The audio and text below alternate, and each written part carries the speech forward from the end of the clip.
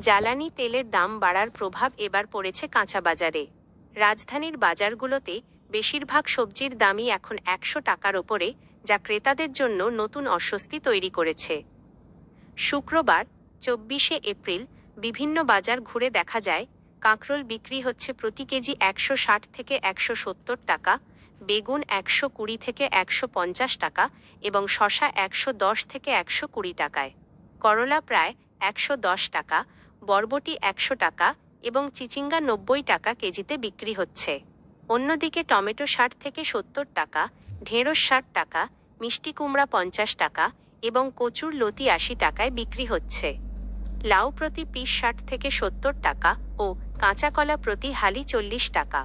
ব্যবসায়ীদের দাবি, তেলের দাম বাড়ায় পরিবহন ব্যয় বেড়েছে। দূরপাল্লার ট্রাক ভাড়াও কয়েক হাজার টাকা পর্যন্ত বাড়তি দিতে হচ্ছে। ফলে সরাসরি প্রভাব পড়ছে সবজির দামে। একাধিক সবজির দাম একসঙ্গে বেড়ে যাওয়ায় বিপাকে পড়েছেন সাধারণ ক্রেতারা। তাদের মতে, মূল্যস্ফীতির এই সময়ে বাজারে প্রতিদিনের খরচ সামলানোই এখন বড় চ্যালেঞ্জ।